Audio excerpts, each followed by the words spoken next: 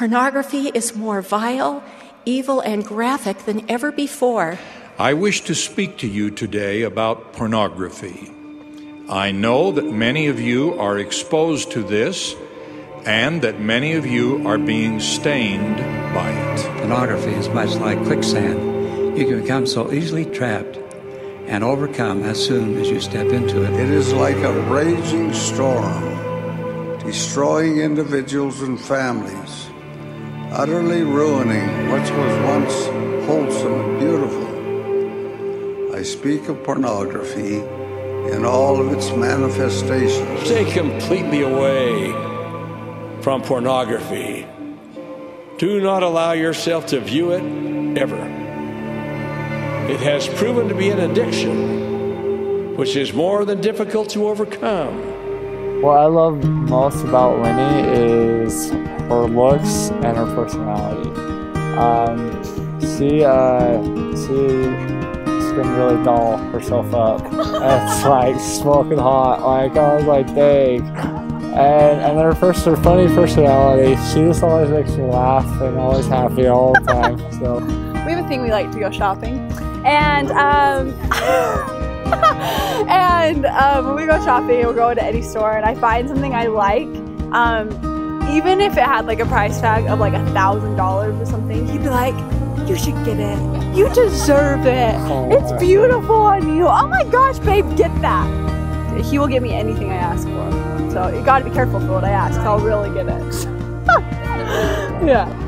Our very first date, I was 18 years old, she was 16, and we went laser tagging. We did like scavenger hunt in the Walmart, and like I cheated like heck because I wanted to be with her, but they said boys against girls, but I was like, I want to be with her, but that's why I'm on the date. So I really wanted to hold her hand that night, but I was too chicken because something different about her. So I love traveling. We travel a lot. So my favorite date so far, we got on a plane one night of midnight, and we flew to Orlando, got off the plane, and went straight to Disney World for the whole day and just flew back. And it was the best day ever. Like, I loved every minute of it. So that was super fun. Alright, my name's Isaac Lambert. I'm Whitney Lambert, and we met when we were, so I was 16. So there you go, he was cute. And a friend set us up that thought that we'd be a good match, and we were. I always thought that I was gonna marry someone that was, 10 feet tall and a basketball player, and I didn't, but he's adorable. So I was really excited about that. And we totally fell in love. I had a problem with pornography, and I'm going to tell you my story. Once we got married, things kind of started to change. I got married. I was about 21 years old, and I got married to a very beautiful young woman. She was 19, and we got married pretty young. And life happened, and things came up that I never imagined would. And then I've been struggling with pornography pretty much like my whole life. When we were just first married, he came to me saying that he had a problem with pornography. And my first thought was to be like, what the, like, we just got married. Like, why is this happening? I've been dealing with it since I was 12 years old. On my mission, I was really good. I was clean, pure, and I got home from a mission, and I saw a few things, and that triggered it, and I've been struggling for the last 4.5 years. Anyone who has that problem, like, it's everywhere, and you don't realize that it's everywhere unless you have that problem or know someone that has that problem. And so the thing is with pornography is completely garbage. You need to stay far, far away from that. It's trash. It will destroy you, and it'll change you as a person. When you get married, you promise to each other that you're going to help each other through everything. And he has helped me through so many things, like this girl has a chocolate addiction, it's a real thing.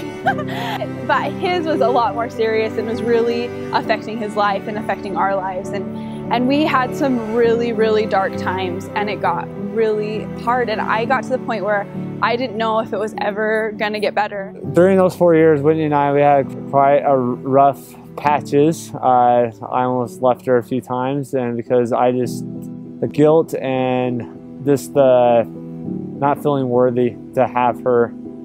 She did everything right. And there was times where we really thought we weren't going to be together anymore. It's embarrassing. People don't want to talk about stuff like that, and you don't want to tell your friends because you don't want them to look at your spouse differently, or you don't want your family to look at your spouse differently. And I didn't want that to happen, and I know Isaac deep down didn't want that to happen. No one wants that to happen. Like, no one's perfect and everything like that, but as a marriage, if you're looking at that garbage, it doesn't work. It really doesn't. And a big thing was just believing in him and believing that he can overcome it, and trying not to focus on me and focusing on my hurt, because he's hurting more than I am at this moment, because he's having to deal with it and having this demon attacking constantly. It will completely change you. And so during these 4.5 years, I've talked to my bishop, I've talked to the state president, I've talked to counselors, I've done the 7 steps, I've done all of these things, and it just seems like it would never work. And so I'm very grateful that my wife and I moved to Centerville, and my bishop of our ward introduced this gentleman. His name's Dennis Parker, and he does hypnotherapy. And I was kind of hesitant about it because it's expensive, and it's therapy. It's like, screw that, like, I don't want to do that. I just want other women or other significant others that are dealing with someone who has a pornography addiction to know that it's not them. Like, it's not because you're not good enough, or you're not beautiful enough, or you don't give enough, or whatever. It's a true disease, and it's a problem that they need to get help with. I wrote down, and I was like, I need to do something to get rid of this problem.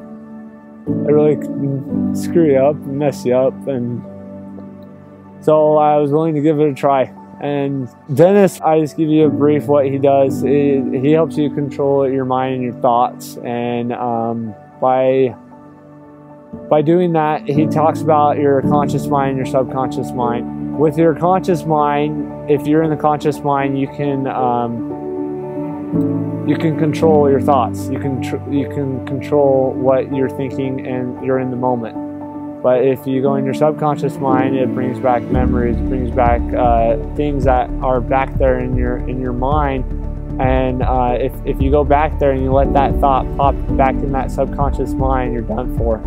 But the thing is, if you get in the conscious mind right there, and then when that thought comes in, you push it out and you keep moving forward, that's how you can control your mind and keep going forward and get rid of those thoughts. Fully support them through it. You being mad at the situation is only going to make you more angry, you more miserable, and make them feel even worse.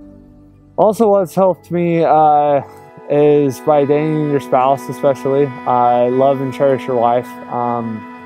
By loving and cherish your wife and dating your spouse, that brings you closer as a couple. I told him right as we got married that I'm like, I do not want to get out of the newlywed phase, because people say we do, and I don't want to do that. And so we make it apparent to still be touchy in public, be that newlywed couple, because it's just going to keep you closer together constantly, and you're not going to get into that marriage rut. Or to go on dates, and we each choose dates once a week of what we want to do, and the other person can't say anything about it. You're gonna sit there and watch Twilight with me for 3 hours, it's fine. Things like that. And just because it keeps things fun and fresh, and it never gets boring. And that's why dating is so fun. That's why people fall in love. And it brings you closer to the Lord also. And so small and simple things, it doesn't need to cost a ton of money or anything like that. Just small notes around the house or something like that. Whitney has always been there for me. I've been through a lot of crap, and I'm very grateful for her. She is always there, no matter what. And the thing is, I've told her about it, and there's no reason of lying about it. And you do have a problem, but there's no reason to lie about it and hide it, because that just pushes you farther apart. And the thing is, if you're honest with her and she's willing to work with you and the problem that you have. I was definitely blessed with Isaac being honest with me the whole time, and I'm so thankful for that. But I know because I openly supported him constantly, he felt the security to be openly honest with me. It destroys you as a person, and it sucks. It really does. And stay close to the Lord, whoever it is that you believe in, whether it's the Lord or higher power, the universe, whatever.